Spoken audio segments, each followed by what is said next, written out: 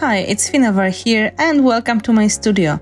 Today I want to share with you my very small journal page that I made in my Japanese vintage book. And I hope you will like my idea and maybe you will be inspired to make something similar in the future.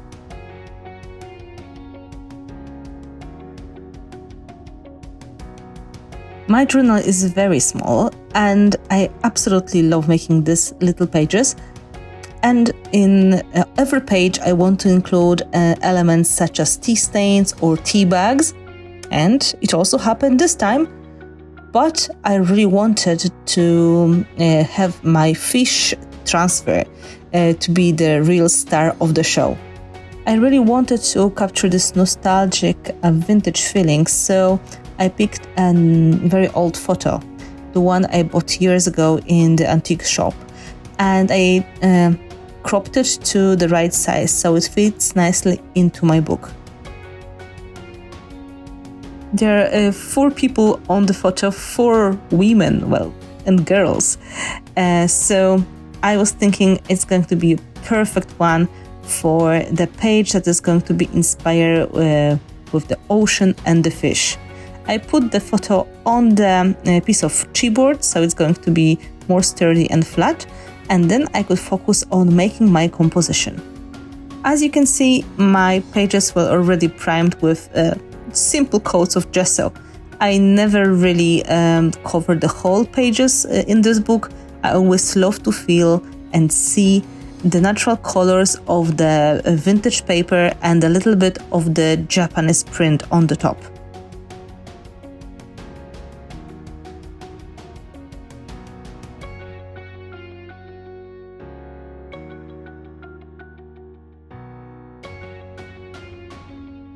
I distressed the edges of the photo a little bit using my distressing tool, and then I took redesign with Prima fish transfer. It is called Saltwater Life, and I started organizing large fish on the top of the whole journal page.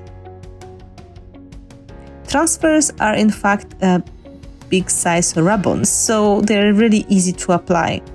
I picked smaller fish from the set, and using a kind of simple tool, I rubbed the top of the transfer and added the design in the desired places. I really wanted the fish to be spread nicely so you can see the tails, you can see the heads of the fish easily, and because the pages were so small, most of the times, fish were only visible partly.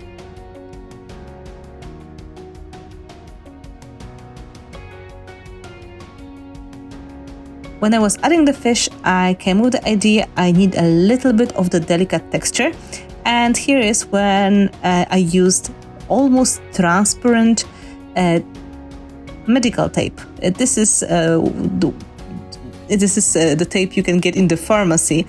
But it is very sticky and it is basically white and transparent, so it's going to add a just tiny texture without changing the colors of your page.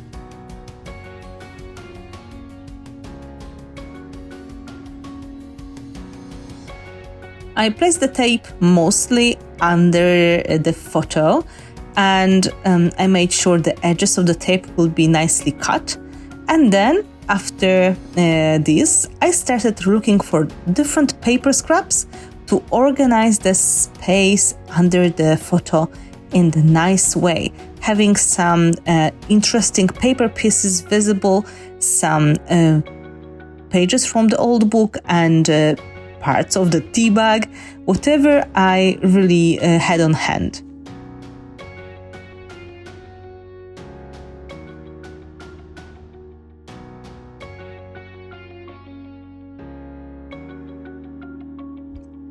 I used a small brush and a soft mud gel medium to stick the paper in the right position.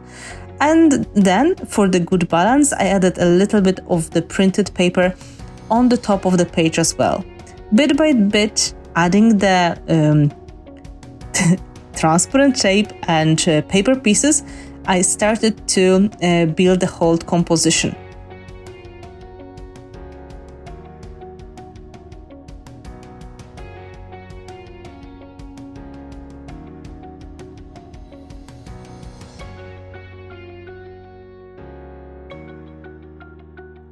I added a bit of the tape on the photo as well. I looked for more of the interesting paper pieces, and in the end, when I was quite happy with what I had, I tried to fit more of this fish transfer into my journal page. There was a reason why I was waiting so long with some parts of this design. I was worried if I will put everything at the very beginning, I will cover too much. But now, in the meantime, when I was adding bits and pieces of paper, I could really see where I have space left, and if needed, I could place the transfer over the paper pieces as well. So it was easier to plan the nice flow of the design.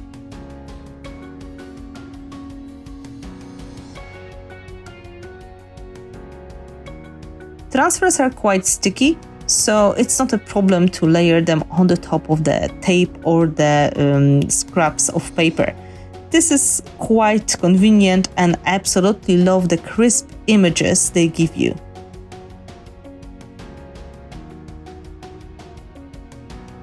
Another nice touch was a bit of fabric tape and a couple of staples which I used on the top of the photo. And then, after adding more of the details, I was thinking if there's anything else I could add, and I had a good idea.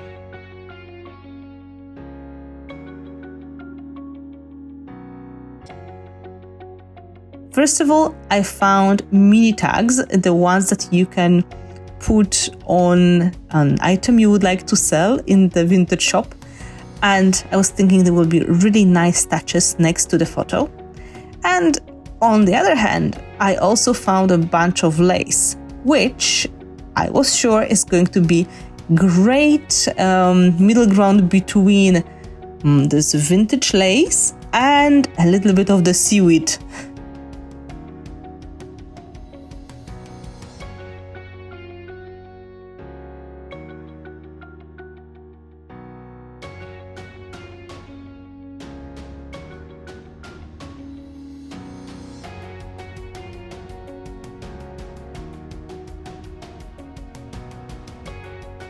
When working on the journal page, you try to keep everything flat, yet I absolutely love texture, so it was a really interesting battle for me to stop myself from adding too much.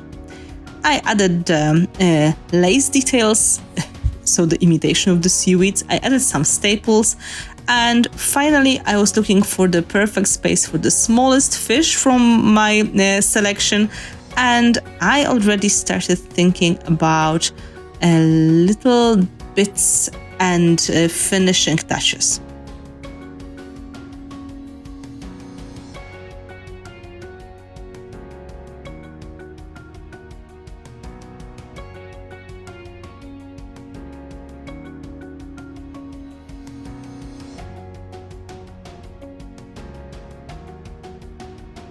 One of the great finishing details, they were a piece of chipboard that looked exactly like fishnet. So I added 3 or 4 pieces all over the page to bring the idea of that item to the composition. I think they really match perfectly, and chipboards are really easy to paint on as well, so it's a perfect choice.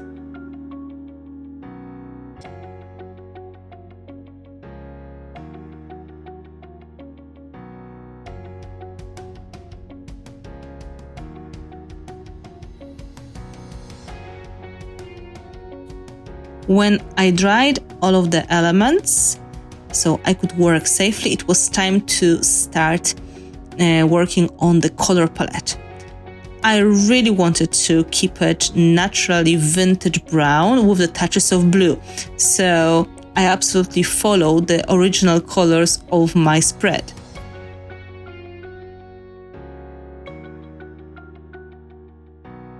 I started with liquid acrylics burnt sienna, which is very similar to the tea stain color, and if properly diluted, it is going to be perfect solution for the vintage background.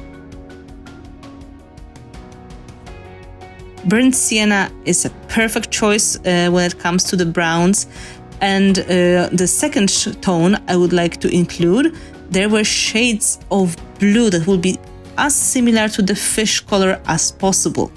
And to get that tone, I had to mix more than one color. I started with liquid acrylics Ultramarine, and the second color that went into the mix was violet.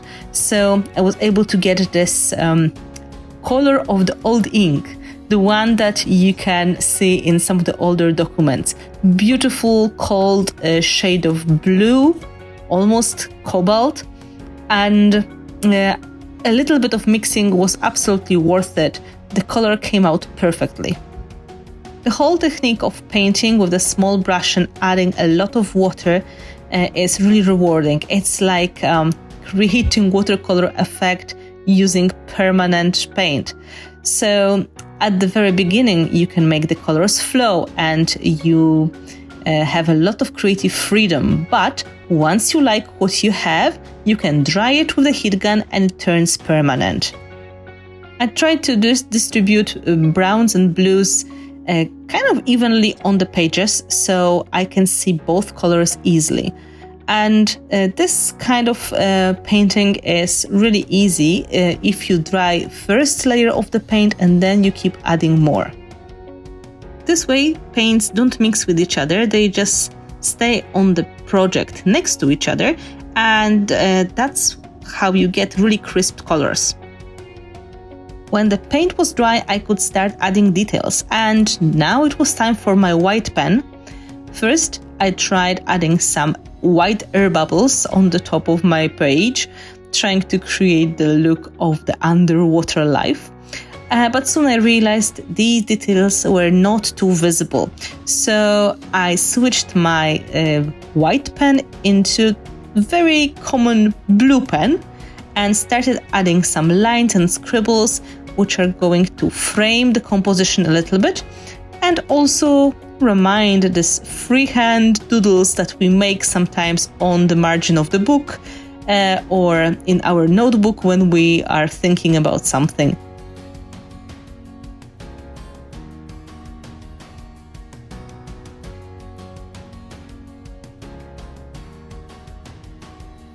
I think this kind of scribbles look very natural, and this kind of doodling is very rewarding and liberating. I think you should try it in your journal if you didn't try it yet.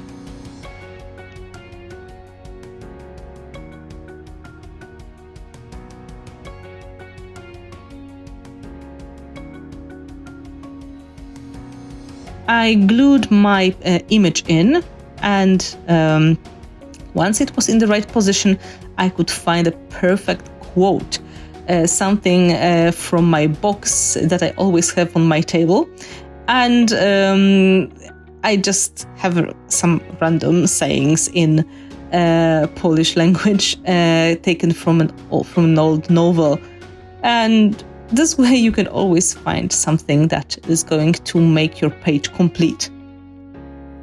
Because my idea of the white pen didn't work exactly the way I wanted, I decided to replace the air bubbles with some sequins and to stick them in the right places using my soft mud gel. This solution worked really well because it added a bit of bling to my journal page, and these details really attracted a lot of attention.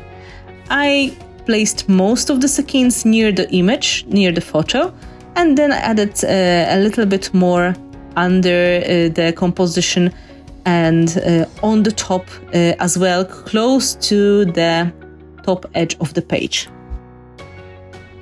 When you are not sure where to add the elements, it's always good to look from the distance and to take a moment, take a breath to see what is going to happen. And that way it's going to be much easier to find the empty spot and make decisions on where to place your embellishments and is the composition full enough or not really. I took my heat gun to dry the soft gel and make sure the sequins are going to stay in place.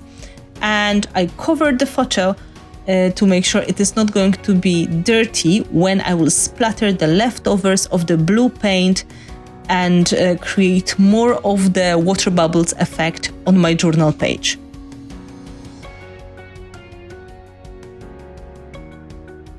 Now it was time for final drying and making sure that everything stays safely in place.